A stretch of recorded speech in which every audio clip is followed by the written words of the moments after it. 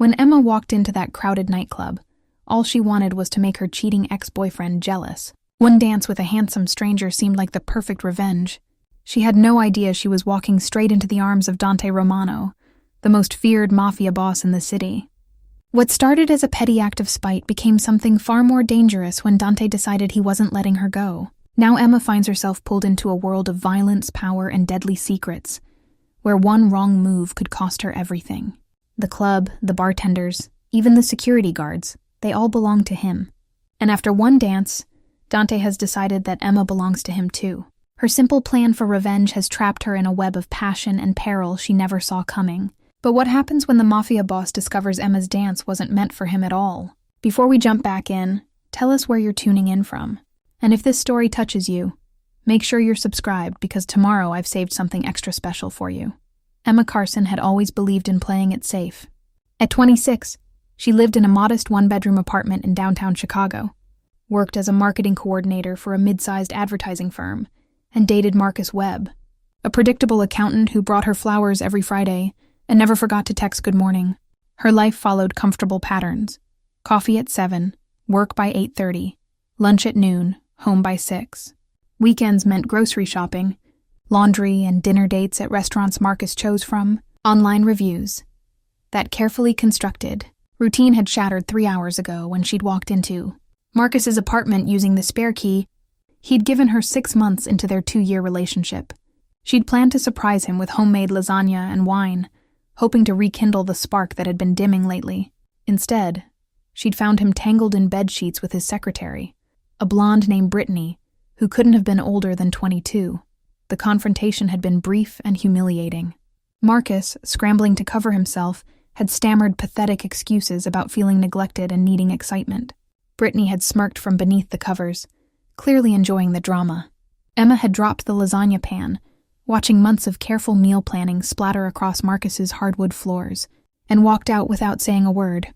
Now, standing in front of her bathroom mirror, Emma applied her signature red lipstick with steady hands despite the rage burning in her chest. The woman staring back at her looked different somehow, sharper, more dangerous. She'd changed from her conservative work clothes into a black dress that hugged her curves. One she'd bought on impulse but never worn, because Marcus always said it was too provocative for someone in marketing. Tonight, provocative was exactly what she wanted. The nightclub she'd chosen, Crimson, sat in the heart of the city's entertainment district. She'd heard colleagues mention it. Expensive, exclusive, the kind of place where celebrities and wealthy businessmen went to see and be seen. Emma had never been inside, but tonight seemed like the perfect time to step outside her comfort zone. The bass line hit her the moment she entered, vibrating through the soles of her feet and up her spine. Red lighting bathed everything in crimson shadows, giving the space an otherworldly quality. Beautiful people moved like liquid across the dance floor, their expensive clothes and confident movements marking them as regulars in this world of luxury and excess. Emma made her way to the bar, ordering a cosmopolitan because it seemed like something a dangerous woman would drink. The bartender, a man with intricate tattoos covering his forearms, served her drink with a slight nod that felt like approval. She was scanning the crowd for Marcus. He'd mentioned loving this place, though. She'd never believed he could afford it, when her eyes landed on a figure that made her breath catch. A man sat alone in a curved booth overlooking the dance floor, his presence commanding attention without effort. Dark hair swept back from a face that belonged in Renaissance paintings, all sharp angles and classical beauty. He wore a charcoal suit that probably cost more than Emma's monthly salary, but it was his eyes that held her attention. Even from across the room, she could feel their intensity, dark and calculating as they surveyed his domain, because that's what this felt like. His domain. The way servers approached his table with deference. How security guards positioned themselves with clear sightlines to his booth. The subtle but unmistakable signs of power that Emma's marketing background had trained her to recognize. This wasn't just another wealthy patron. This was someone who owned things, controlled things, commanded respect through more than money alone. Diamond cufflinks caught the light as he lifted a glass of what looked like expensive whiskey, the gesture elegant and controlled. Everything about him screamed danger and sophistication in equal measure, exactly the kind of man her mother had warned her about, and every romance novel had promised would sweep her off her feet. Emma felt a reckless smile curve her lips. Marcus wanted excitement? She'd show him excitement.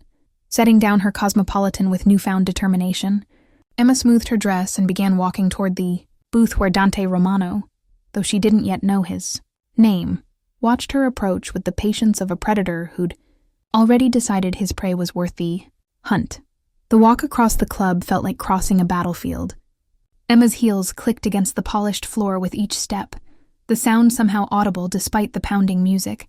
She kept her chin up and shoulders back, channeling every ounce of confidence she could muster as conversation seemed to pause in her wake. When she reached his booth, the man looked up from his whiskey with eyes that seemed to see straight through her carefully constructed bravado to the heartbreak beneath. Up close, he was even more devastating. The kind of beautiful that made intelligent women do stupid things. "Dance with me," Emma said, surprised by how steady her voice sounded. His lips curved into the ghost of a smile. "Just like that?" "Just like that." She extended her hand, praying he wouldn't refuse and leave her standing there like a fool. He studied her for a long moment, those dark eyes taking in everything from her defiant posture to the slight tremor in her extended fingers. Then he set down his glass and stood, his height impressive even in her heels.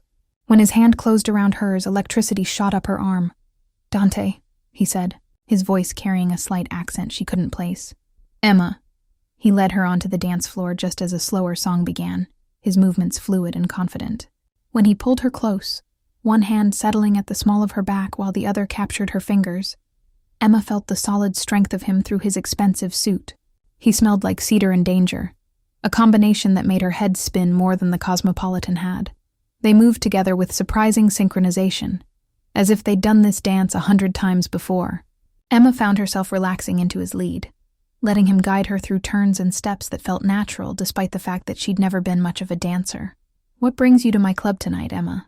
Dante asked, his breath warm against her ear. His club. The casual way he said it confirmed what she'd already suspected. This man owned more than just expensive cufflinks. But instead of being intimidated, Emma felt a thrill of excitement. This was exactly the kind of reckless decision the old Emma would never make. "Revenge," she answered honestly, tilting her head back to meet his gaze. Something flickered in his dark eyes. Amusement, perhaps, or approval. "And who deserves your revenge?" Before Emma could answer, a familiar voice cut through the music behind them. "Emma? What the hell are you doing here?" She turned to find Marcus pushing through the crowd, his face flushed with anger, and something that might have been fear. Brittany clung to his arm, looking far less confident than she had in his bedroom. "Having a good time," Emma replied coolly, not stepping away from Dante's embrace. "You remember what that is, don't you, Marcus? Fun? Excitement? The things you said I didn't give you enough of?" Marcus's eyes darted between Emma and Dante, clearly recognizing the power dynamics at play even if he didn't understand them. "Emma, let's talk privately. You're obviously upset about this afternoon, but we can work things out."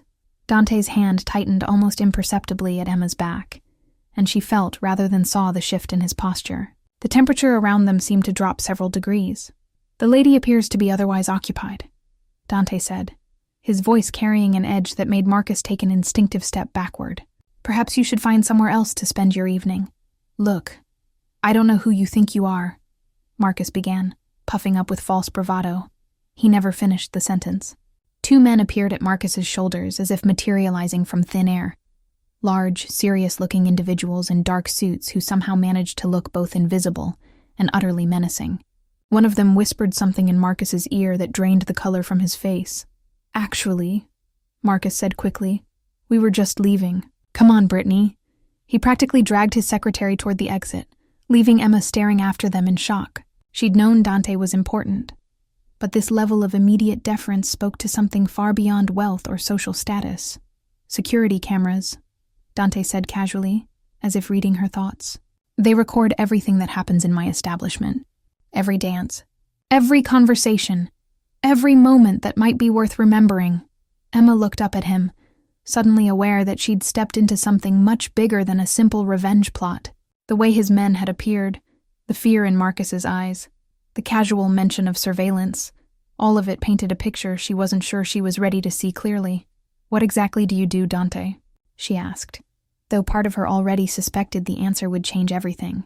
Emma spent the next 3 days trying to convince herself that Saturday night had been a dream. She threw herself into work with unusual intensity, accepting every project her boss offered and staying late to perfect presentations that were already flawless. Anything to keep her mind off the way Dante's hand had felt at the small of her back, or how his dark eyes had seemed to see straight through to her soul. But the memory refused to fade. She found herself checking her reflection in office windows, wondering if she still looked like the kind of woman who would walk up to a dangerous stranger and demand a dance. The conservative blazers and sensible heels that had once made her feel professional now felt like a costume she was wearing to hide her true self. Tuesday morning brought an unwelcome surprise in the form of Marcus standing outside, her office building with a bouquet of white roses and a hangdog expression. Emma's stomach clenched when she spotted him through the lobby windows, but she squared her shoulders and pushed through the revolving door. "Emma, please," he called as she tried to walk past him. "Can we just talk?" "I think Brittany said everything that needed to be said," Emma replied without slowing her pace. Marcus fell into step beside her, the roses trembling in his nervous grip. "That was a mistake. A moment of weakness. You have to understand our relationship had become so predictable, so safe. I needed to feel alive again." Emma stopped abruptly, causing a businessman behind them to swerve around with an annoyed grunt. "So you decided to feel alive in your secretary's bed instead of talking to me about it? It wasn't supposed to happen." "But Emma, you have to admit we'd fallen into a rut. When was the last time we did something spontaneous? When was the last time you surprised me?" The accusation stung because it carried a grain of truth. Emma had been the safe choice, the reliable girlfriend who never caused drama or demanded more than Marcus was willing to give. She'd been proud of that stability once, but now it felt like a prison she'd built for herself. "Saturday night was spontaneous," she said quietly. Marcus's expression darkened. "Saturday night was reckless. Do you have any idea who that man is? What he's capable of?" Before Emma could ask what he meant, a sleek black car pulled up to the curb beside them. The rear window rolled down with silent precision, revealing Dante's familiar profile. He wore sunglasses despite the overcast morning, and his smile carried a hint of predatory satisfaction. "Emma," he said, as if they'd been planning to meet. Perfect timing. Marcus stepped protectively in front of her, the roses forgotten at his feet. "She's not interested." Dante's attention shifted to Marcus with the lazy focus of a cat watching a mouse. "I wasn't speaking to you." His gaze returned to Emma, and she felt that familiar electric jolt. "I was hoping you might join me for lunch." Emma glanced between the two men. Marcus with his desperate fear and crumpled flowers. Dante with his dangerous calm and expensive car. 6 months ago, the choice would have been obvious. The safe path led back to her office, away from whatever Dante represented. But the safe path had led to Marcus's betrayal and a life that felt increasingly like sleepwalking. "I'd like that," she heard herself say. Marcus grabbed her arm. "Emma, don't do this. You don't understand what you're getting into." Neither did Brittany. "But that didn't stop you," Emma replied, gently pulling free of his grip. Dante stepped out of the car to open the passenger door for her, the movement fluid and courteous. As Emma approached, he pulled something from his jacket pocket, a simple black business card with only a phone number embossed in silver. "In case you ever need anything," he said, pressing the card into her palm. "Day or night." The card felt warm from his body heat, substantial in a way that suggested quality and permanence. Emma tucked it carefully into her purse as she settled into the leather seat, inhaling the scent of cedar and something darker, more complex. As they pulled away from the curb, Emma caught a glimpse of Marcus in the side mirror, standing alone among the scattered white roses with an expression of genuine terror. For the first time since Saturday night, she wondered if she should be afraid too. "Where are we going?" she asked. Dante's smile was enigmatic. "Somewhere we can talk without interruption. I find I'm very curious about you, Emma Carson." The fact that he knew her last name should have been alarming. Instead, Emma felt a thrill of anticipation as the city streets blurred past the tinted windows, carrying her further from her safe, predictable world and deeper into whatever darkness Dante Romano called home. That evening, Emma sat cross-legged on her living room floor with her laptop open, typing Romano Family Chicago into the search engine. Her fingers hesitated over the keyboard as dozens of results populated the screen, each one more ominous than the last. Alleged mob boss Dante Romano, spotted at charity gala. Federal. Investigation into Romano Construction Company. Continues. Violence erupts in Little Italy as territory disputes escalate. Emma's blood chilled. As she clicked through article after article, each one painting a picture of a man who controlled territory through fear and violence. The photos showed Dante at various social events, always impeccably dressed, always surrounded by men who radiated barely contained menace. In every image, his smile never quite reached his eyes. Her phone buzzed with a text from her best friend Jessica. "Coffee tomorrow? You've been MIA since the weekend and I'm worried." Emma stared at the message, wondering how to explain that she'd stumbled into the orbit of a man who might order someone killed as easily as he'd order lunch. Jessica worked as a social worker, dedicated to helping at-risk youth stay out of gangs and criminal organizations. She would be horrified if she knew Emma was developing feelings for someone on the opposite side of that battle. A knock at her door made Emma's heart leap into her throat. Through the peephole, she saw a delivery man holding an enormous bouquet of black roses, their dark petals looking almost sinister in the hallway lighting. "Emma Carson?" the man asked when she opened the door. She nodded, accepting the bouquet with trembling hands. The roses were stunning and unsettling, their unusual color making them look like something from a Gothic fairy tale. The card tucked among the stems bore only 4 words in elegant script. "For my mysterious dancer." Emma set the flowers on her kitchen counter, their dark beauty both captivating and ominous. She understood the message they carried. Dante wasn't done with her. Whatever had started on that dance floor was only the beginning. Her phone rang, unknown number displayed on the screen. Emma's pulse quickened as she recognized the voice that had been haunting her dreams. "Did you receive my gift?" Dante asked without preamble. "Black roses," Emma said, surprised by how steady her voice sounded. Unusual choice. Beautiful things often are. There was amusement in his tone and something warmer. "I was hoping you might join me for dinner tomorrow evening." Emma closed her eyes, thinking of the articles she'd just read, the photos of crime scenes and federal investigations. "Dante, I need to know what I'm getting into." "Dinner," he said simply. "At a restaurant I own. Good food, excellent wine, and conversation without the interruption of ex-boyfriends or curious onlookers." "That's not what I meant. And you know it." A pause, long enough for Emma to wonder if he'd hung up. When Dante spoke again, his voice carried a different quality, more serious, less playful. "What did you find when you looked me up, Emma?" She shouldn't have been surprised that he knew she'd researched him. A man in his position would likely monitor such things. "Enough to know I should probably run, and yet you're still talking to me. Maybe I'm not as smart as I thought." Dante's laugh was rich and genuine. "Or maybe you're braver than you thought. The restaurant is called Nota Rosa, tomorrow at 8. I'll send a car. I can drive myself." "No," he said firmly. "You can't.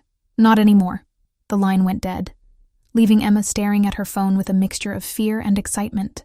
The roses seemed to pulse with dark energy from their place on her counter, their beauty masking whatever thorns lay beneath. She walked to her bedroom window and looked down at the street below. A dark sedan sat parked across from her building, its occupants invisible behind tinted windows. As she watched, one of the windows rolled down just enough for her to catch the glint of eyes watching her apartment. Emma stepped back from the window, her heart pounding. Whether the watchers were Dante's men protecting her, or enemies surveying a new target, she couldn't say. But Marcus's words echoed in her mind. "You don't understand what you're getting into." The problem was she was beginning to understand exactly what she was getting into. And despite every rational instinct screaming at her to run, she found herself already planning what to wear to dinner at Nota Rosa. Nota Rosa occupied the ground floor of a converted brownstone in Little Italy, its windows glowing warmly against the evening darkness. The exterior gave no hint of the luxury within. Heavy wooden doors, understated brass fixtures, and a simple sign that could easily be missed by casual passers-by. Emma's driver, a courteous man who'd introduced himself only as Vincent, held the car door as she stepped onto the sidewalk. She'd chosen a midnight blue dress that struck a balance between elegant and conservative, though her hands still trembled slightly as she smoothed the fabric. Inside, the restaurant felt like stepping into old-world Europe. Rich burgundy walls lined with original oil paintings, crystal chandeliers casting warm light over intimate tables, and the soft murmur of conversation in multiple languages. A hostess with perfect posture and knowing eyes led Emma through the dining room to a private alcove where Dante waited. He stood as she approached, his charcoal suit impeccable, his smile genuine. "You look beautiful," he said, pulling out her chair with old-fashioned courtesy. "Thank you." Emma settled into the plush velvet seat, acutely aware of the other diners' curious glances. "This place is incredible," My mother designed it, Dante said, settling across from her. She believed that food should be an experience, not just sustenance. The past tense wasn't lost on Emma. She had excellent taste. Had, Dante confirmed, his expression growing distant. She died when I was 16. Cancer, like yours. Emma blinked in surprise. How did you know about my mother? I make it my business to know about people who interest me. His tone was matter-of-fact, not apologetic. She was a teacher, died when you were in college. You switched your major from art to marketing afterward because you needed something more practical. The casual invasion of her privacy should have been terrifying. But Emma found herself oddly touched that he'd cared enough to learn about her. What else do you know? That you have excellent instincts but rarely trust them. That you choose safety over passion usually. That Saturday night was the first time in years you'd done something purely for yourself. A server appeared with wine, a deep red that probably cost more than Emma's weekly salary. Dante tasted it with the ritual of someone who understood wine as more than just alcohol, then nodded his approval. Tell me about your mother, Emma said, as their glasses were filled. Dante's fingers traced the stem of his wine glass, his gaze growing soft. Isabella Romano was the strongest person I've ever known. She came to America with nothing but determination and a recipe book. She built this restaurant from a failing pizza joint, turned it into the place where Chicago's elite come to make deals and celebrate milestones. He reached into his jacket pocket and withdrew a small photograph, placing it on the table between them. The image showed a beautiful woman with dark hair and Dante's eyes, standing beside a much younger version of himself in the restaurant's kitchen. Both wore flower-dusted aprons and brilliant smiles. She taught me that power means nothing without purpose, Dante continued. That family is everything, but family isn't just blood. It's the people you choose to protect. Emma studied the photograph, seeing the love and loss in Dante's expression. This glimpse of vulnerability made him seem more human, less like the dangerous figure from newspaper headlines. She would have liked you, he said quietly. She always said I needed someone who wasn't afraid to challenge me. And you think I'm not afraid of you? Dante's smile was enigmatic. I think you're terrified. But you're here anyway. Their food arrived. Osso buco that fell apart at the touch of a fork. Risotto that tasted like silk. Vegetables that seemed to have been kissed by Mediterranean sunshine. Emma found herself relaxing as they talked, sharing stories about their childhoods, their dreams, the small disappointments and unexpected joys that shaped their adult selves. What happened to your father? Emma asked during a lull in conversation. Dante's expression hardened almost imperceptibly. He died 5 years after my mother. Heart attack, the doctor said. But men in my father's position don't usually die of natural causes. The reminder of his world's violence hung between them like a shadow. Emma set down her fork, suddenly aware of how easy it had been to forget who she was dining with. Dante, I need to understand what you do. Not the rumors or newspaper articles, but the truth. He studied her for a long moment, then reached across the table to cover her hand with his. The truth is complicated, Emma. And once you know it, you can't unknow it. 3 days after the dinner at Notte Rosa, Emma's carefully ordered world began to crack at the seams. It started with small things. Her usual parking spot at work always seeming to be watched by men in dark cars. Conversations that stopped abruptly when she entered coffee shops. The persistent feeling of eyes following her through her daily routines. The first direct threat arrived on Thursday morning. Slipped under her apartment door while she slept. A single photograph of her walking to work. Her face circled in red ink with a message scrawled across the bottom. Pretty girls should be more careful about the company they keep. Emma's hands shook as she called in sick to work, her mind racing through possibilities. Was this someone trying to scare her away from Dante, or was it connected to his enemies? Either way, the message was clear. Her association with him had made her a target. Her phone buzzed with a text from an unknown number. Check your email. Emma's laptop screen filled with more photographs. Her entering Notte Rosa, sitting across from Dante in their private alcove, accepting his help into the car afterward. Someone had been watching, documenting, building a case or planning something that made Emma's stomach clench with fear. Before she could process the implications, a knock at her door made her freeze. Through the peephole, she saw 2 men in expensive suits who definitely weren't delivery drivers or maintenance workers. Miss Carson, one called through the door. We're here on Mr. Romano's behalf. For your protection. Emma opened the door cautiously, keeping the chain latch engaged. The men held up official-looking credentials, though she couldn't read them clearly through the gap. I'm Tony. the taller one said. "This is Marco. Mr. Romano thought you might need some additional security." "I didn't ask for security." "No, ma'am," Tony agreed. "But someone's been taking unauthorized photographs of you. We're here to make sure that stops." Emma undid the chain, stepping aside as the men entered her apartment. They moved with the controlled efficiency of professionals, checking windows, examining locks, making notes on devices she didn't recognize. "Has Mr. Romano seen these threats?" Emma asked, showing them the photograph and email. Marco's expression darkened as he examined the evidence. "He will now. Miss Carson, we need you to pack a bag. Mr. Romano wants you somewhere safer until we identify who's behind this. I can't just disappear. I have a job, responsibilities. You have a target on your back," Tony interrupted gently. "Your job won't matter if you're not alive to do it." The blunt assessment sent ice through Emma's veins. This wasn't a game anymore. Wasn't about revenge against an ex-boyfriend or the thrill of dating someone dangerous. Real people with real intentions to harm her were watching her every move. Her phone rang, Dante's number appearing on the screen. "Emma." His voice carried an edge she hadn't heard before. "Are you safe?" "Your men are here. Tony and Marco." "Good. Listen to me carefully. You're going to come stay at one of my properties until we sort this out. No arguments, no negotiations. Someone is using you to get to me, and I won't have you hurt because of my business. Dante, I need to understand what I'm involved in. These threats, your enemies. What did I walk into by dancing with you?" A long pause, filled with the weight of decisions that couldn't be undone. "Pack enough clothes for a week. We'll talk when you're somewhere secure." An hour later, Emma found herself in the back of an armored SUV, watching her apartment building disappear through bulletproof glass. Tony drove while Marco rode shotgun, both men constantly scanning their surroundings with the alertness of soldiers in hostile territory. They pulled up to a sleek high-rise in the financial district, its glass facade reflecting the afternoon sun like armor. Marco handed Emma a small black phone as they entered the marble-lined lobby. "Encrypted," he explained. "Only Mr. Romano has the number. If anything happens, if you need anything at all, use this phone." Day or night, the elevator rose silently to the 32nd floor, opening onto a hallway with only 2 doors.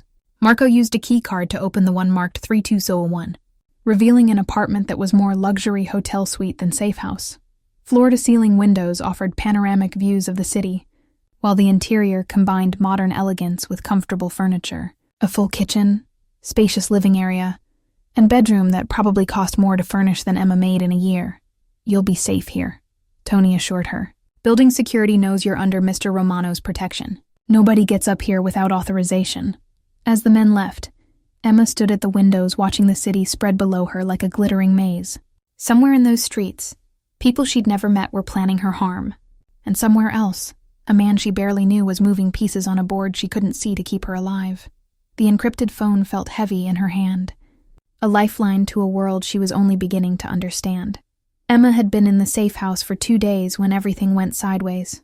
She'd spent the time pacing the luxurious apartment like a caged animal, watching news reports and wondering if any of the violence mentioned might be connected to her situation. The encrypted phone had remained stubbornly silent despite her growing list of questions for Dante. That changed at 3:47 a.m., when the sound of breaking glass jolted her from restless sleep. Emma rolled out of bed, her heart hammering as she grabbed the phone Dante had given her. Before she could dial, strong hands seized her arms from behind. "Don't scream," a rough voice commanded against her ear. "Nobody needs to get hurt if you cooperate."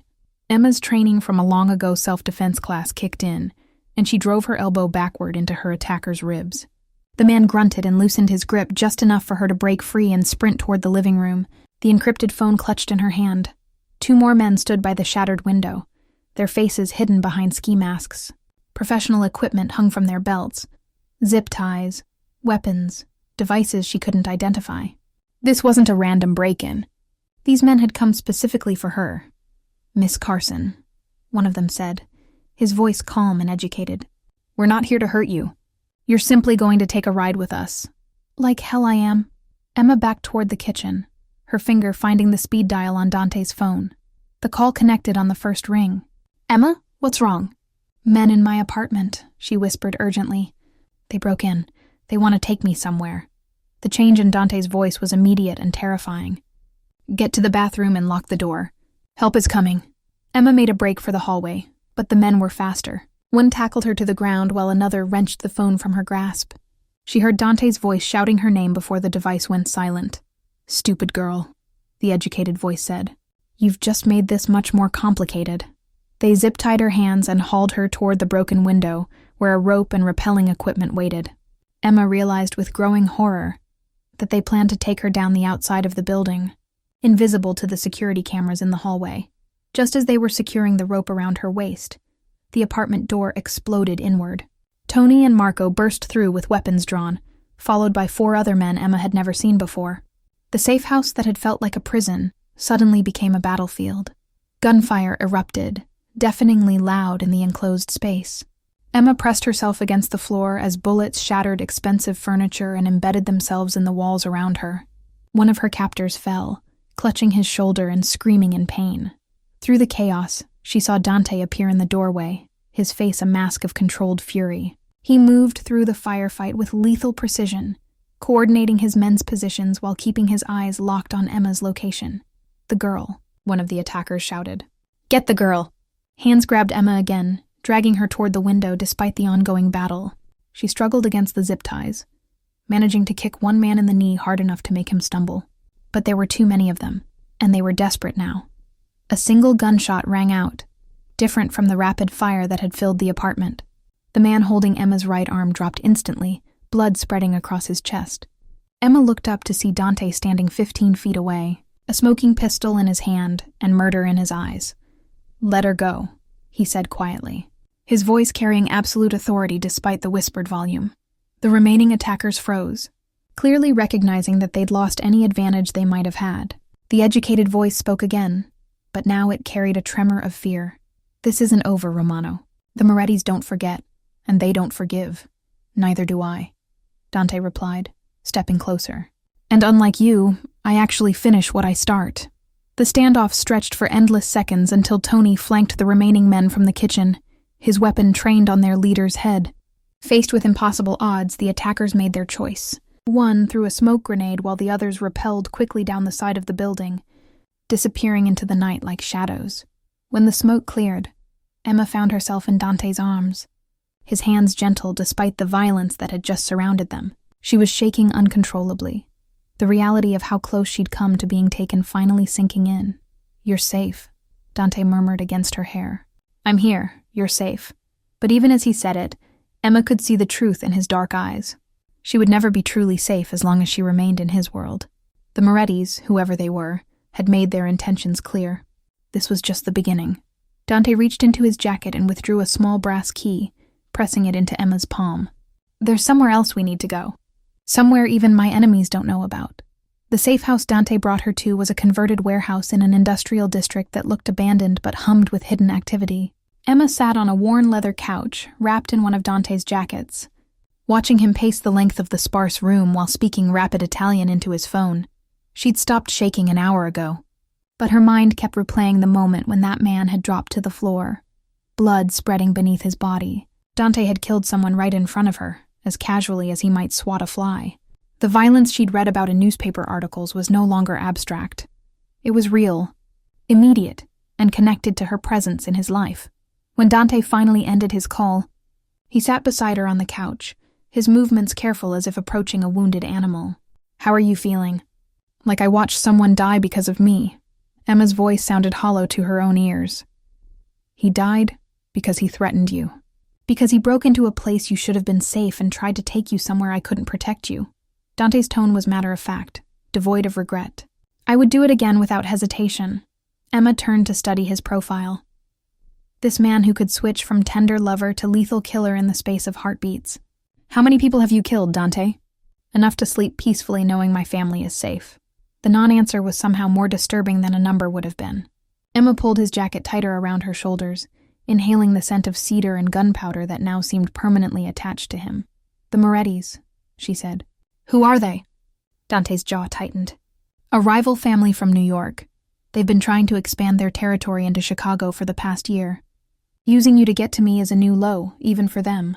But why me? You must have other people they could target." "You're not part of the life," Dante explained. "You don't have protection protocols ingrained from childhood, don't know how to spot surveillance or avoid ambushes. You're vulnerable in ways that make you an appealing target. Emma stood abruptly, pacing to the room's single window. Outside, the industrial landscape stretched in all directions, empty lots, abandoned buildings, and the distant glow of the city proper. This is insane. A week ago, my biggest problem was a cheating boyfriend. Now, people are trying to kidnap me because I danced with you. I know. Dante's voice carried genuine remorse. I should have stayed away from you after that first night. Should have let you walk out of my club and never looked back. But you didn't. I couldn't. He joined her at the window, his reflection ghost-like in the glass. Do you know what it's like to live every day knowing that everyone around you wants something? Money, protection, favors, power. And then you meet someone who approaches you with nothing but honest desire for connection. Emma remembered that first night, how she'd demanded a dance without knowing who he was or what he could offer her. In a world where people likely calculated every interaction with Dante Romano, she'd been refreshingly direct. I never wanted your money or your power, she said softly. I know. That's why I couldn't let you go. A soft knock interrupted them, and Tony entered carrying a manila envelope and wearing an expression that promised bad news.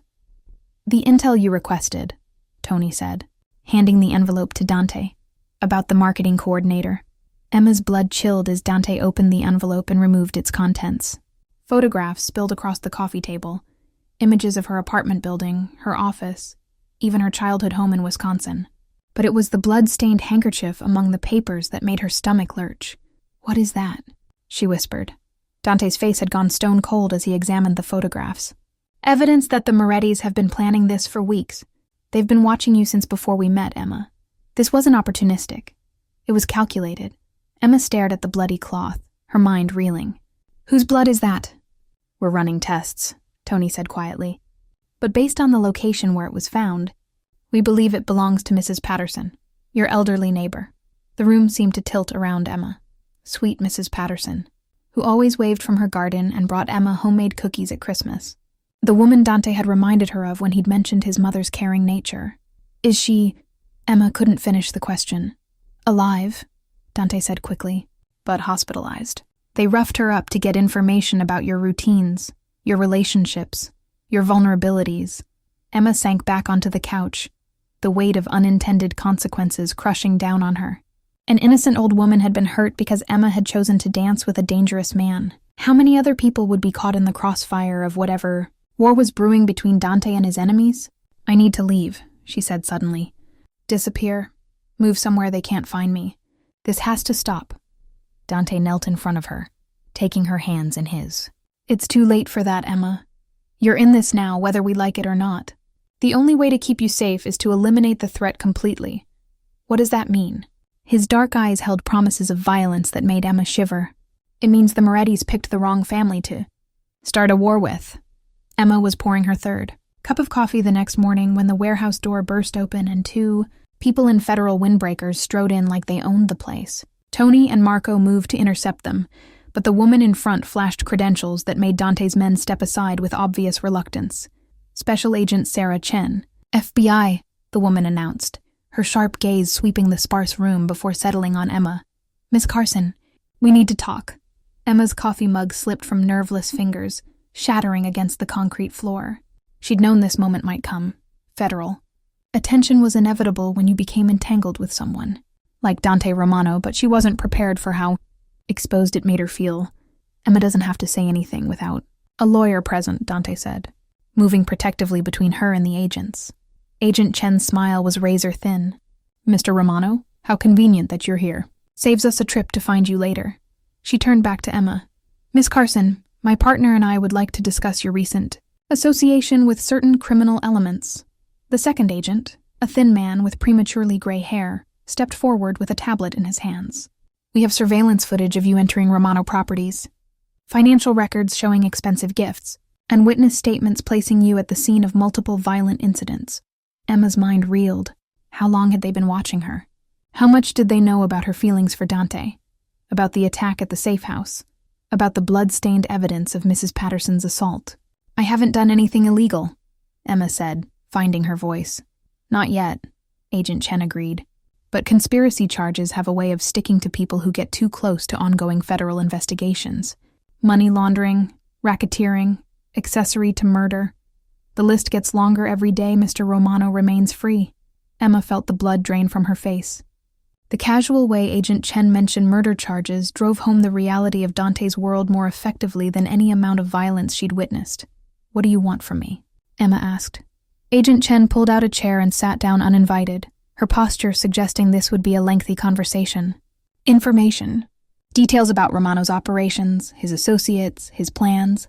In exchange, we can offer you protection from both federal prosecution and the very real threats against your life." "She doesn't know anything about my business," Dante interjected. "Maybe not yet," the gray-haired agent said. "But she's been living in your safe houses, meeting with your lieutenants, becoming part of your inner circle. Information has a way of accumulating, even when people don't realize they're gathering it." Emma looked between the federal agents and Dante, feeling like a rope in a deadly game of tug-of-war. Both sides wanted to use her. Both claimed to offer protection. And both represented paths that would fundamentally change who she was. "I need time to think," Emma said. Agent Chen reached into her jacket and withdrew a business card and a small recording device, setting both on the table between them. 24 hours, Miss Carson. After that, our offer expires, and you become just another person of interest in an ongoing federal investigation." The recording device was sleek and modern, no bigger than a USB drive. Emma stared at it with growing horror as she realized what they were asking her to do. "You want me to spy on him?" she said. "We want you to help us prevent more violence," Agent Chen corrected. "The Moretti family isn't going to stop targeting civilians to get to Romano. More innocent people will be hurt, unless we can build a case that puts the major players behind bars." Emma thought of Mrs. Patterson lying in a hospital bed, beaten for the crime of being her neighbor. How many other innocent people would suffer if this war between families continued to escalate? "And if I refuse?"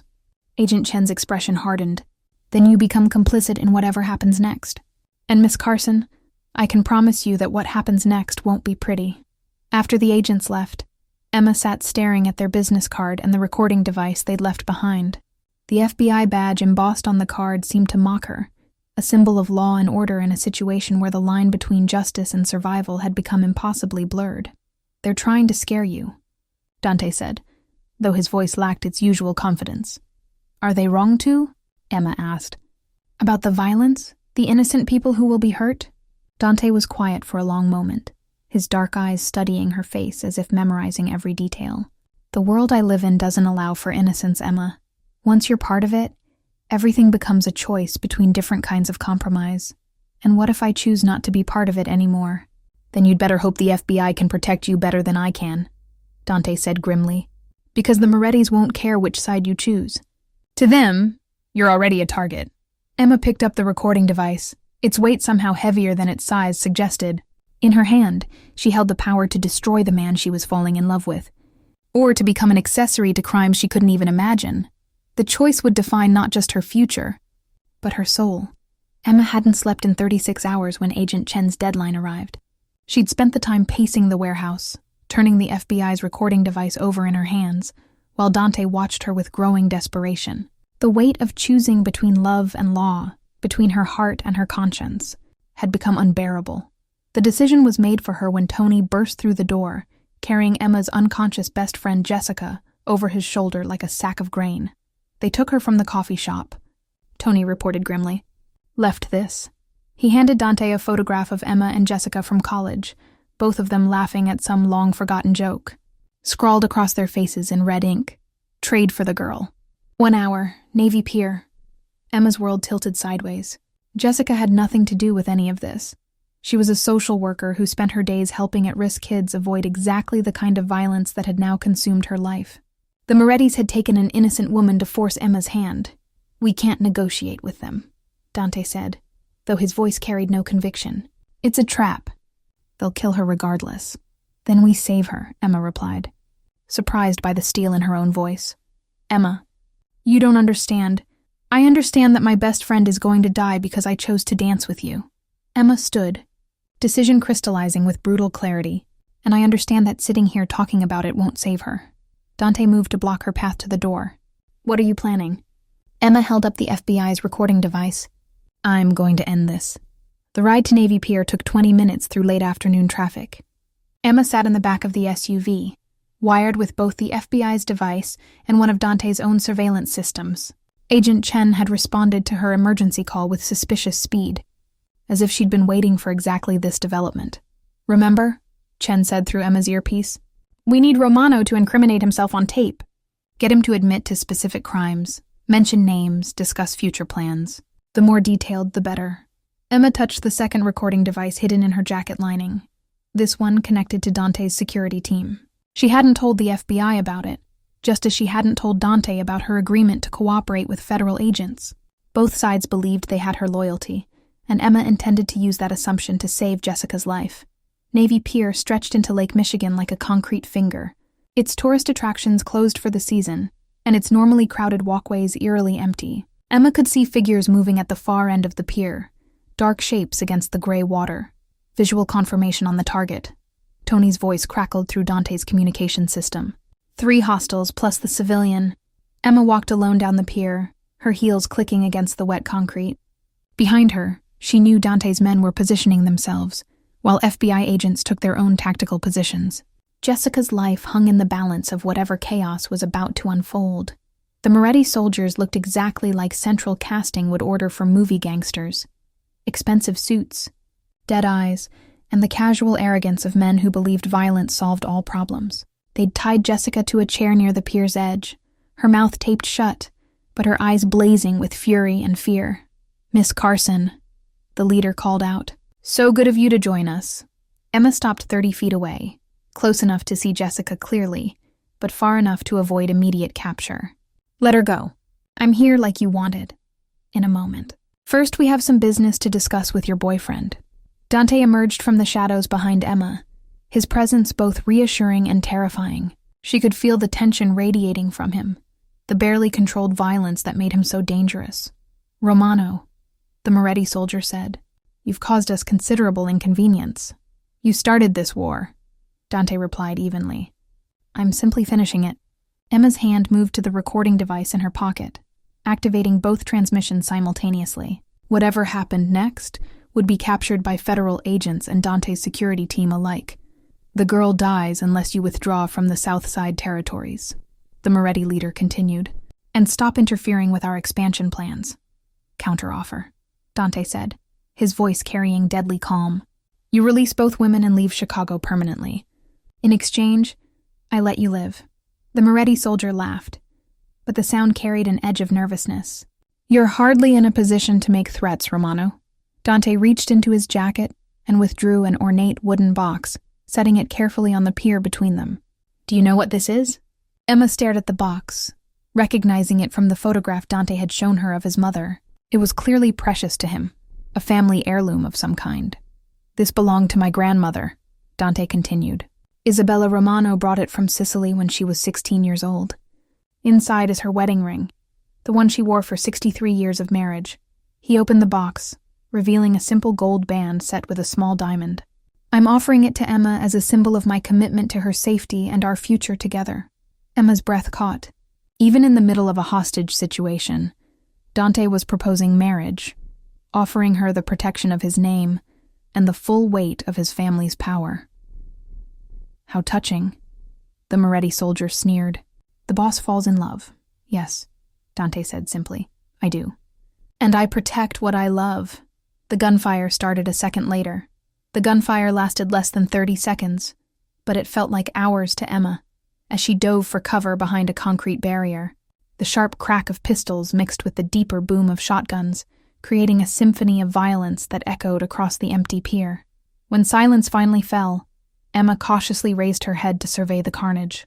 2 of the Moretti soldiers lay motionless on the wet concrete, while the third clutched his shoulder, blood seeping between his fingers. Dante stood over them with his weapon drawn, his suit jacket torn but his eyes coldly satisfied. But it was Jessica's absence that made Emma's blood freeze. The chair where her friend had been tied sat empty, ropes cut and scattered by the wind. "Where is she?" Emma demanded, scrambling to her feet. The wounded Moretti soldier laughed through his pain. "You really think this was about territory? About business expansion?" He spat blood onto the pier. "This was never about your boyfriend's precious Chicago operations." Dante grabbed the man by his shirt collar, hauling him upright despite his injuries. "Where's the girl?" "Safe," the soldier wheezed. For now, but not with us. Emma felt the world tilt around her as understanding crashed over her like a cold wave. "Marcus," she whispered. The wounded man's smile was triumphant despite his obvious pain. "Your ex-boyfriend has been very helpful, Miss Carson. Very motivated to see you safely away from Romano's influence." Agent Chen's voice crackled through Emma's forgotten earpiece. "All units converge on the pier. We have shots fired and civilian casualties." But Emma was no longer listening to federal commands or Dante's urgent questions.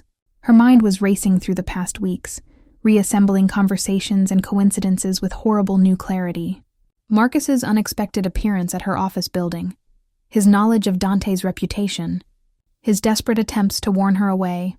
None of it had been about jealousy or reconciliation.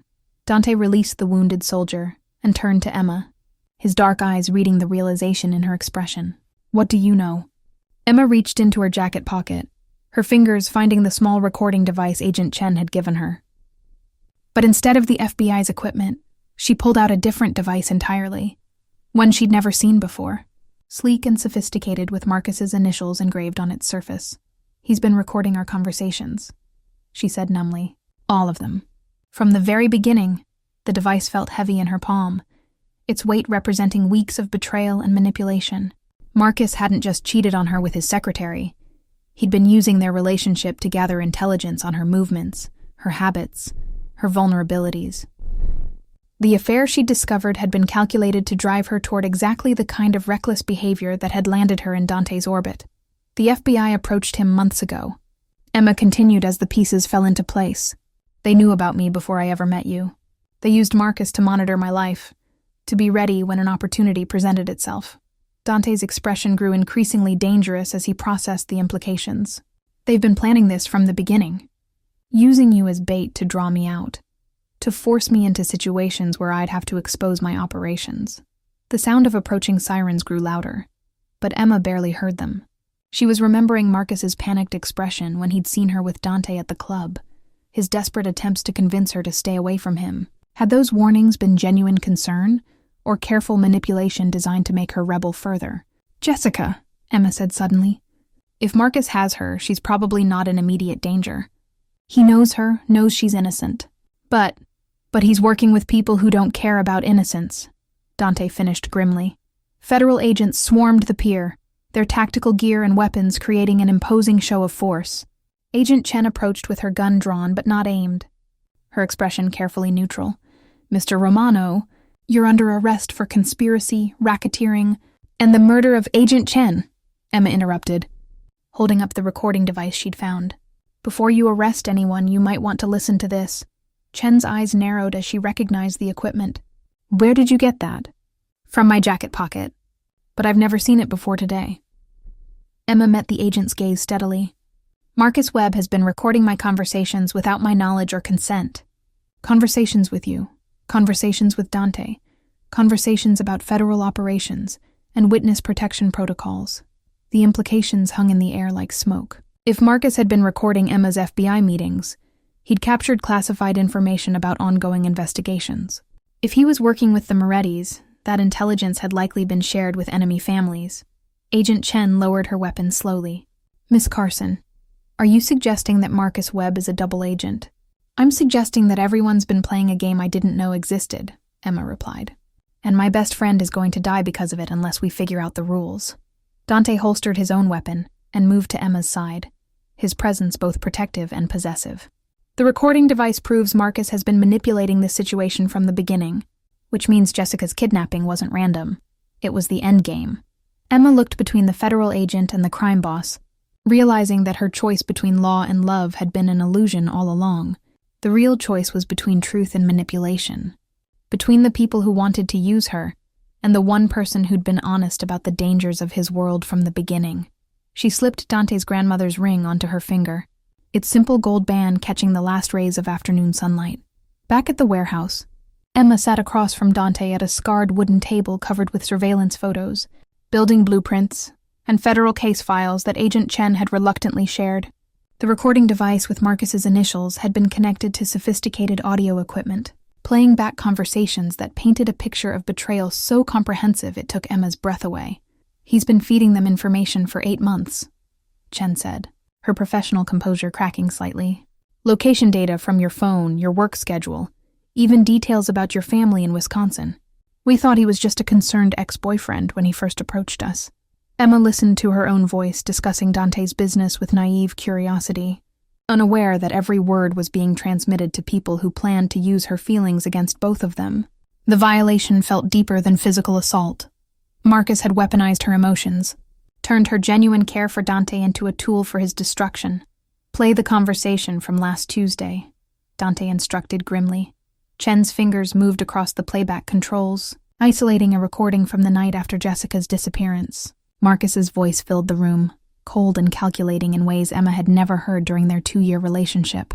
"The girl is getting too close to Romano. If we don't move soon, she'll be completely inside his protection network. Use the friend.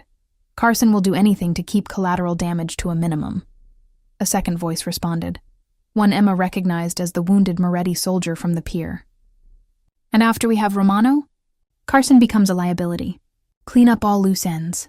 Emma's hands clenched into fists as the recording continued, Marcus casually discussing her murder as if planning a dinner reservation. The man she'd lived with, shared meals with, imagined a future with, had been prepared to have her killed the moment she was no longer useful. "There's more," Chen said, fast-forwarding through hours of recorded conversations. "He's been sharing federal intelligence with the Morettis, including details about our ongoing investigations into Romano's organization. 3 of our informants are dead because of information Marcus provided." Dante's face remained impassive, but Emma could see the fury burning behind his dark eyes. Federal agents dying meant this had escalated beyond territorial disputes or personal vendettas. This was warfare, and Marcus had made himself a legitimate target. "Where is he keeping Jessica?" Emma asked, her voice steadier than she felt. Chen consulted a tablet covered with tracking data and financial records. "We've identified 17 properties associated with Marcus Webb, or his known associates. Safe houses, rental properties, even a storage facility registered under a shell company. Too many to search simultaneously," Dante observed. "And if we guess wrong, Jessica dies." Emma studied the surveillance photos spread across the table, looking for patterns or clues that might narrow their search. Marcus had always been methodical, preferring familiar locations and predictable routines. Even in betrayal, he would choose somewhere that felt safe and controllable. "The storage facility," she said suddenly. "Marcus rented a unit there when we first started dating. He said it was for seasonal decorations and old furniture, but I always thought it was strange. Who needs that much space for Christmas lights?" Dante pulled up the facility's blueprints on his tablet, highlighting security cameras and access points. "Isolated location, minimal security, easy to control who comes and goes. It's perfect for holding someone temporarily. We can have tactical teams there in 20 minutes, Chen offered. "No," Dante said firmly. "Marcus is expecting federal response. He'll have contingencies in place for that scenario. This needs to be handled quietly." Emma stood abruptly, decision crystallizing with painful clarity. "I'm going with you." "Absolutely not," both Dante and Chen said simultaneously. "He won't expect me to work with you willingly," Emma continued, ignoring their protests. "Marcus still thinks I'm the naive girlfriend who can be manipulated and controlled. If I approach him directly, I can get close enough to Jessica to make a difference." Dante moved to block her path to the weapons cache Tony was organizing. "Emma, this isn't a negotiation. You're not trained for tactical operations, and Marcus has already proven he's willing to kill you." Emma reached into her jacket and withdrew the antique pistol Dante had given her during their first night in the safe house. His father's gun, modified and maintained but carrying decades of family history. She'd spent hours learning to use it properly, understanding that survival in Dante's world required more than good intentions. "Then teach me to be willing to kill him first," she said, quietly. The weight of the family gun felt different now, not just a tool for protection, but a symbol of her complete commitment to this dangerous new life. Emma had crossed lines she couldn't uncross, made choices that would define her forever. Marcus had wanted to use her feelings against Dante, but he'd underestimated how completely those feelings could transform her. Dante studied her face for a long moment, seeing something there that satisfied him. "Tony, get her a vest. Marco, brief her on tactical signals." He turned back to Emma, his expression mixing pride with regret. "Welcome to the family business, Emma. Let's go get your friend back." The family gun felt warm in Emma's hands as she checked its ammunition for the third time. Tonight, she would discover exactly what she was capable of when someone she loved was threatened. The storage facility sat on the outskirts of the city like a concrete maze, its rows of metal units stretching into the darkness beyond the reach of the few working streetlights. Emma crouched behind a van with Dante and his men, watching Marcus's familiar sedan parked near Unit 247, the same number as their old apartment. Because even in betrayal, Marcus couldn't resist his predictable patterns. Through night vision scopes, they'd confirmed Jessica's presence in the unit, tied to a chair but alive and apparently unharmed. Marcus paced nearby, speaking urgently into his phone while two armed men stood guard at the unit's entrance. "Change of plans," Dante murmured into his communication device. "We go in quiet. No gunfire unless absolutely necessary." Emma checked the blood oath ring on her finger, a simple silver band that Dante had given her an hour earlier. It bore the Romano family crest and marked her as someone under their protection. But more than that, it symbolized her acceptance of everything his world entailed. She was no longer the innocent marketing coordinator who'd walked into Crimson seeking revenge against a cheating boyfriend. She was a Romano now, with all the power and responsibility that name carried. "Remember," Dante whispered, his breath warm against her ear. "Marcus thinks you're still the woman he can manipulate. Use that. Get close, distract him, and we'll handle the rest." Emma nodded, then stepped out from behind the van and walked directly toward the storage unit, her hands visible, and her posture suggesting defeat rather than determination. The guards spotted her immediately, weapons rising, but Marcus's sharp command stopped them from firing. "Emma," Marcus called out, his voice carrying false relief. "Thank God you're here. I was so worried about you." She stopped 20 feet from the unit's entrance, close enough to see Jessica's wide, fearful eyes over the tape covering her mouth. Her best friend looked unharmed but terrified, and Emma felt rage burning in her chest like acid. "Let her go, Marcus," Emma said simply. "This is between us." "It was never just between us," Marcus replied, stepping out of the shadows. He looked different, harder, more confident than the anxious accountant she'd known. "From the moment we met, you were part of something bigger. A long-term investment in bringing down Romano's organization."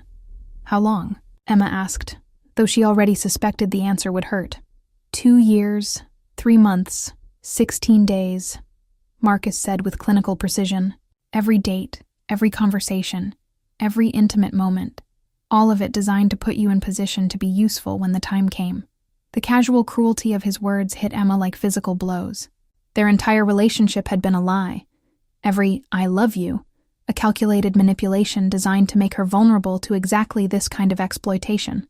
"The FBI recruited you," Emma said. "The FBI thought they recruited me," Marcus corrected with a smug smile. "But I've been working for the Morettis since before I met you. The federal agents just gave me official cover for gathering intelligence." Emma took another step closer, her hand moving slowly toward the gun concealed beneath her jacket. "So everything, the cheating, the breakup, even bringing me to that club, it was all planned. You were supposed to have a one-night stand with Romano, maybe a brief affair that would give us access to his personal life. We never expected you to actually fall for him." Marcus's expression darkened. "That complicated things considerably.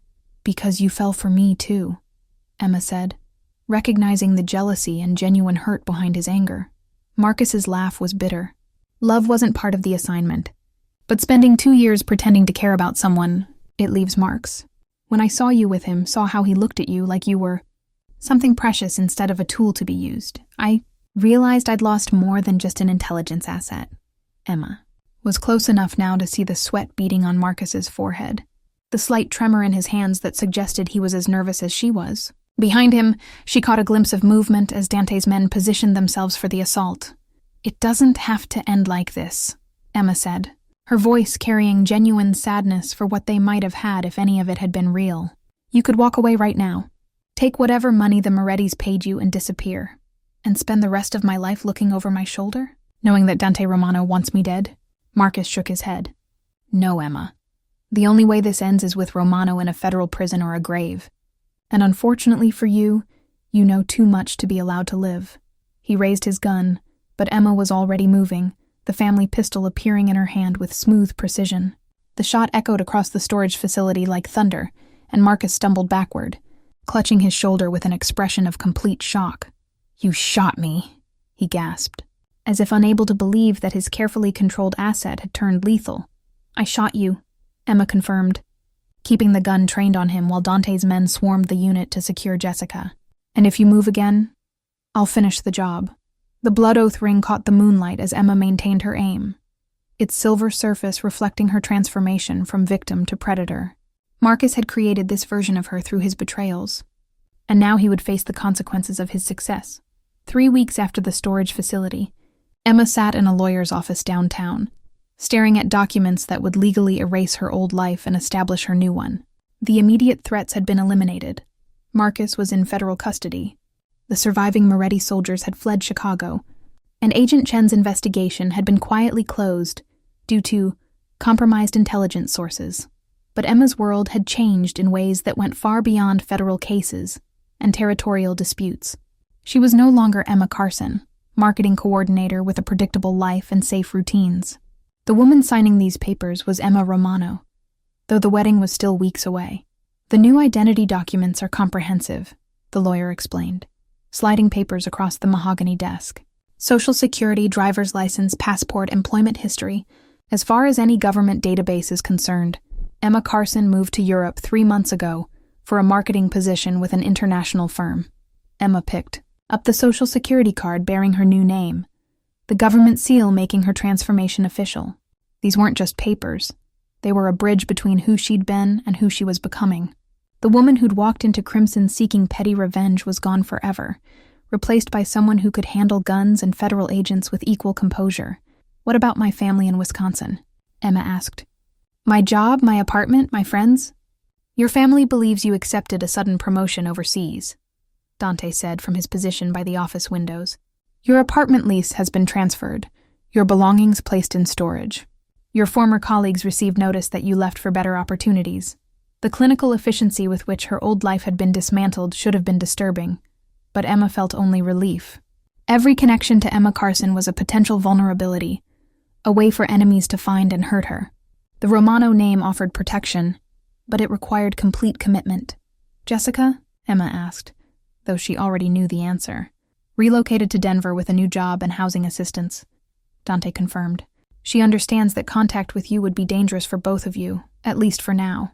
Emma nodded, accepting another loss that came with her new life. Jessica had been terrified but understanding when Emma explained the situation. Her best friend had seen enough during her kidnapping to understand that Emma's old world and new one couldn't coexist safely. The lawyer gathered the signed documents with practiced efficiency. "Mrs. Romano, your legal transformation is complete. Welcome to your new life." As they left the office, Emma noticed the subtle changes in how people responded to her presence beside Dante. Restaurant hostesses who had once ignored her now competed for her attention. Shop clerks who had treated her like any other customer now offered personal service and knowing smiles. The Romano name carried weight, and Emma was learning to navigate the respect and fear it commanded. That evening, they returned to Dante's penthouse, Emma's home now, though she was still adjusting to living somewhere that required security clearance to enter. The space had been modified since her arrival. Her books integrated with his collection, her photographs displayed alongside family portraits, her preferences incorporated into daily routines that had once been entirely his own. "Regrets?" Dante asked as they stood on the terrace overlooking the city lights. Emma considered the question seriously. 3 months ago, she'd been dating a man who was planning her eventual murder while building a federal case against someone she hadn't yet met. Her life had been built on lies and manipulation disguised as safety and predictability. Now she lived with a man who'd killed people to protect her, who commanded an organization that operated outside legal boundaries, who could never be completely honest about his business dealings. But everything he'd told her about his feelings, his intentions, and the dangers of his world had been true from the beginning. "I regret that Marcus made me doubt my instincts for so long," Emma said finally. "I regret that innocent people like Mrs. Patterson and Jessica were hurt because of choices I made. But I don't regret choosing you." Dante's arms came around her from behind, solid and warm against the evening chill. "The hardest part is over. The legal complications, the immediate threats, the question of whether you could handle this life, all of that is resolved. And the easy part is learning to be happy in a world where happiness has to be protected with violence," Dante said quietly. "Building something beautiful while acknowledging the darkness that surrounds it." Emma leaned back against his chest, watching the city spread below them like a constellation of possibilities and dangers. Somewhere in those lights were people who would always see her as an enemy, others who would try to use her against Dante, and a few who might become genuine allies in the strange new world. She'd chosen, the new identity papers in her purse felt like armor, protection, against a past that could no longer hurt her and a foundation for a future that would be anything but ordinary. Emma Romano was someone who could navigate federal investigations and territorial wars, someone worth protecting and dangerous to cross. She was exactly who she'd always had the potential to become, once she stopped playing it safe. The prenuptial agreement arrived on a Tuesday morning, delivered by courier to the penthouse in a leather portfolio that probably cost more than Emma's old monthly salary. She found Dante in his study, surrounded by the controlled chaos of running a legitimate construction business that served as cover for less legal enterprises. Romantic, Emma said, setting the portfolio on his desk beside architectural plans for a new hotel project. Dante looked up from his laptop, reading her expression with the careful attention he gave to potential threats.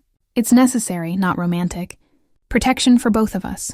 Emma opened the portfolio and began reading through pages of legal language that essentially divided their lives into categories of his, hers, and ours. The document was thorough, covering everything from property rights to inheritance laws, but it was the personal protection clauses that made her pause. Section 12, she said, pointing to a paragraph that outlined her legal status within the Romano organization. This makes me an official advisor to your business operations, with full protection under attorney-client privilege, Dante confirmed. Anything you know about family business becomes legally protected. Even if the FBI returns with subpoenas, you can't be compelled to testify against me. Emma continued reading, discovering clauses that established her own financial independence, trust funds that would protect her if something happened to Dante, and remarkably generous provisions for any children they might have. But it was the final section that made her breath catch. You're giving me veto power over territorial expansion decisions, she said, looking up from the document in surprise. Dante leaned back in his chair, his expression serious. Your marketing background gives you insights into consumer behavior and economic patterns that my traditional advisors lack. More importantly, you understand the cost of violence in ways that men who've grown up in this life sometimes forget. Emma thought about Mrs. Patterson, still recovering from her injuries, and Jessica, rebuilding her life in Denver under a new name. The human cost of territorial disputes wasn't abstract to her. It was personal and immediate. You want me to be your conscience, she said. I want you to be my partner, Dante corrected, in every sense of the word. That means your voice carries real weight in decisions that affect both our futures. Emma signed the document with steady hands, each initial marking another step away from the woman who'd once thought a marketing coordinator's life was ambitious enough. The prenuptial agreement wasn't just about protecting assets.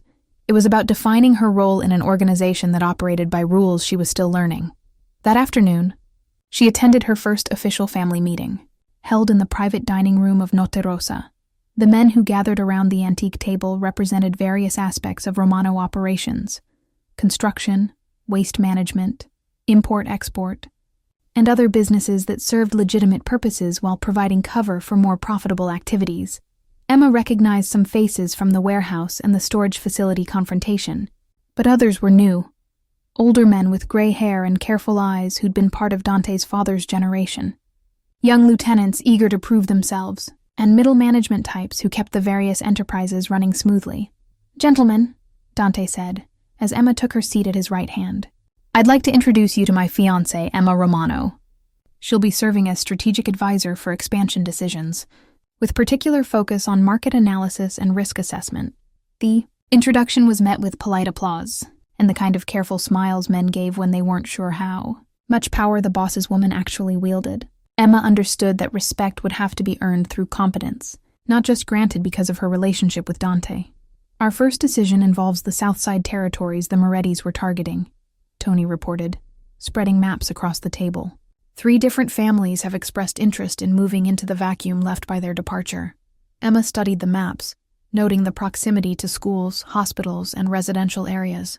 Her marketing training had taught her to analyze demographic data and consumer patterns, skills that translated surprisingly well to territorial analysis. The Castellanos have the strongest claim, Marco added. They've operated on the edges of that territory for years without causing problems. Revenue potential? Emma asked. The question surprised some of the men, but Tony answered readily. Conservative estimate, 2.5 million annually. Aggressive expansion could push it to 4 million.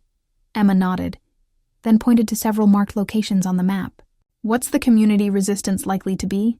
How many civilian complaints, police investigations, federal attention? The room fell quiet as the men realized she was asking questions they hadn't considered. Most territorial decisions were made based on profit potential and military strength, not long-term sustainability or community impact.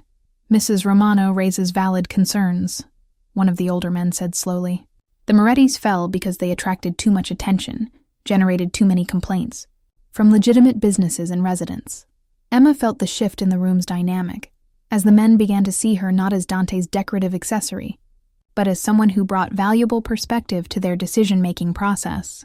The prenuptial agreement in her purse wasn't just legal protection. It was her license to help shape the future of the Romano family's operations. 6 months into her new life, Emma stood before an ornate mirror in Dante's study, pressing the Romano family seal into warm red wax for the first time. The document beneath bore her signature authorizing a partnership agreement with the Castellanos, her first major decision as an official, advisor to the family's operations. The seal felt substantial in her hand, its weight representing generations of power and responsibility.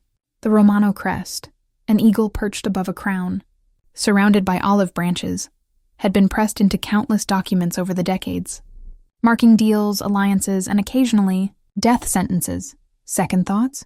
Dante asked from his position behind his desk, watching her with the patient attention he'd learned to give her decision-making process. Strategic thoughts, Emma corrected, lifting the seal to examine the clean impression it had left. The Castellanos are reliable, but they're also cautious. That partnership will stabilize the South Side territories, but it won't generate the kind of growth we need to offset the legitimate business losses from the federal investigation. Over the past 6 months, Emma had discovered that her marketing background translated remarkably well to criminal enterprise management. Consumer behavior analysis helped predict which legitimate businesses could serve as effective fronts. Market research skills identified economic opportunities that traditional mob wisdom missed. Most importantly, her outsider's perspective helped the organization adapt to changing law enforcement tactics. You have a proposal, Dante observed, recognizing the tone that preceded her more innovative suggestions. Emma moved to the wall map that had become her strategic planning center, colored pins marking various territories, businesses, and potential expansion opportunities. We've been thinking about this backwards. Instead of fighting other families for traditional territories, we should be creating new markets they don't understand yet.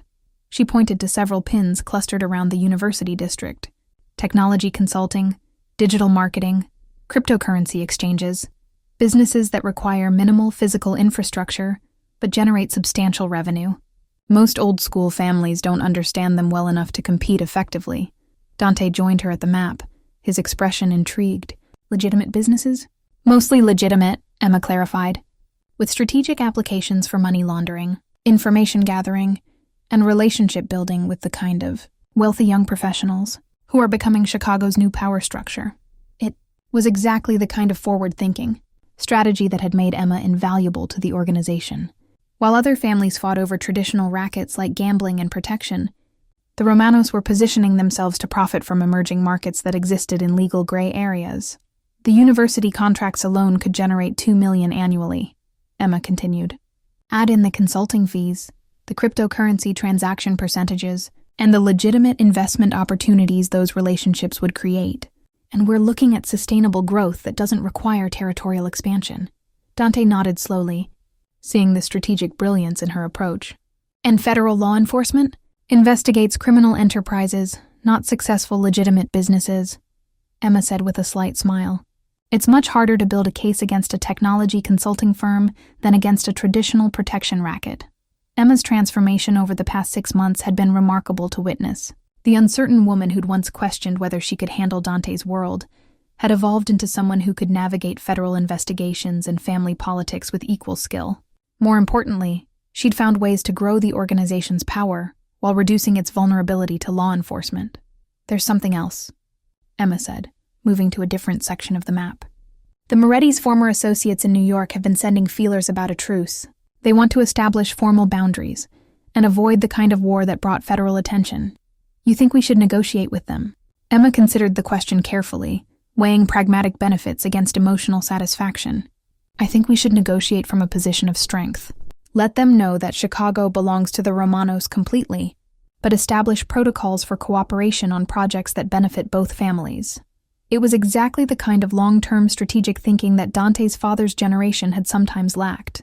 Emma understood that sustainable power came from building systems, not just winning battles. A knock at the study door interrupted their planning session. Tony entered carrying a leather portfolio similar to the one that had held Emma's prenuptial agreement. "Wedding contracts," he announced, setting the portfolio on Dante's desk. "The cathedral is confirmed for next month. Catering arrangements are finalized, and security protocols are in place." Emma felt a familiar flutter of excitement mixed with apprehension. The wedding would be more than a personal celebration. It would be a public declaration of her complete integration into the Romano family structure. Representatives from allied families would attend, along with legitimate business contacts who provided cover for the organization's activities. "Guest list?" Dante asked. 237 confirmed, Tony replied, including federal judges, city council members, and several executives from companies we do business with. Emma picked up the Romano family seal again. Its weight somehow different now that she understood the full scope of what she was becoming part of. In a month, she would be officially Emma Romano, with all the power and danger that name carried. The seal caught the afternoon light streaming through the study windows, its eagle crest gleaming, like a promise of the future they were building, together. The cathedral bells rang out across Chicago as Emma and Dante stepped onto the dance floor for their first dance as husband and wife. The reception hall glittered with crystal chandeliers and the soft murmur of conversations in multiple languages, representing the diverse alliance of families, business partners, and legitimate contacts who had gathered to witness the union. Emma's wedding dress was a masterpiece of Italian silk and hand-sewn pearls, but it was the way Dante looked at her that made her feel truly beautiful. As they moved together to the same song that had played during their first dance at Crimson, Emma marveled at how far they'd traveled from that night of reckless revenge to this moment of deliberate commitment. "Any regrets now?" Dante asked, echoing the question he'd posed months earlier on the penthouse terrace. Emma smiled up at him, feeling the weight of the Romano family ring on her finger and the satisfied exhaustion that came from successfully planning a wedding that was equal parts celebration and diplomatic summit. "Only that it took Marcus's betrayal for us to meet. Marcus served his purpose," Dante said with dark satisfaction, "though I doubt he intended to create the perfect partner for his target." The music swelled around them, and Emma closed her eyes, letting herself enjoy this moment of peace before returning to the complex realities of their shared life. In the past year, she'd learned to navigate federal investigations, territorial negotiations, and family politics with skills she'd never known she possessed. But tonight, she was simply a woman dancing with the man she loved, celebrating the beginning of their official life together. When the song ended, the applause from their guests felt genuine rather than merely polite. Emma had earned the respect of these people through competence and courage, not just because she'd married their boss. The distinction mattered in a world where perception often determined survival. "Mrs. Romano," Agent Chen appeared at Emma's elbow as she and Dante left the dance floor. The federal agent looked uncomfortable in formal wear, but her presence at the wedding represented the delicate détente they'd negotiated after Marcus's arrest. "Agent Chen," Emma replied warmly. "I'm glad you could make it." "Congratulations," Chen said, and the sentiment seemed sincere despite the professional complications of their relationship. "I wanted you to know that Marcus's case has been transferred to federal court in New York. He'll be serving 15 to 20 years for conspiracy, wire fraud, and accessory to kidnapping." Emma nodded, feeling a complex mixture of satisfaction and sadness. Marcus had chosen his path, but she remembered enough good moments from their relationship to feel grief for what might have been if any of it had been genuine. "Will there be any blowback?" Dante asked, ever alert to potential threats. "His cooperation with the Morettis died with their operations in Chicago," Chen replied. "As far as federal law enforcement is concerned, this chapter is closed." After Chen moved away to sample the elaborate Italian buffet, Emma found herself surrounded by the wives of Dante's business associates, women who had initially viewed her with suspicion, but now treated her as an equal. They spoke of children and schools, vacation homes and charity galas, the mundane details of lives that existed parallel to their husbands' dangerous enterprises. "You've changed things," Mrs. Castellano said quietly, her English heavily accented but her meaning clear. "Made it safer for all our families by finding new ways to build power." Emma understood the compliment. Her strategies for developing legitimate revenue streams and avoiding law enforcement attention had created a more stable environment for everyone in their alliance. The old ways of territorial violence and federal confrontation had given way to sophisticated business practices that protected families while maintaining influence. As the evening progressed, Emma watched Dante move through the crowd with the easy confidence of a man who commanded respect without needing to demand it. He stopped to speak with judges and city council members, shared drinks with construction company executives, and discussed investment opportunities with tech entrepreneurs. The criminal empire existed, but it was increasingly hidden within a network of legitimate relationships and legal businesses. Near midnight, as the last guests were saying their goodbyes, Emma found herself alone with Dante on the cathedral steps. The city spread below them like a map of possibilities, its lights representing the territories they controlled and the opportunities they were building. "What happens now?" Emma asked, though she already knew the answer. "Now we build something that lasts," Dante replied, taking her hand as they walked toward the waiting car. "Something worth the price we paid to find each other." Emma squeezed his fingers, feeling the wedding ring that completed the circle from their dangerous beginning to this moment of commitment. She'd danced with a stranger to provoke her ex-boyfriend, never realizing that single decision would lead her to discover who she was truly meant to become.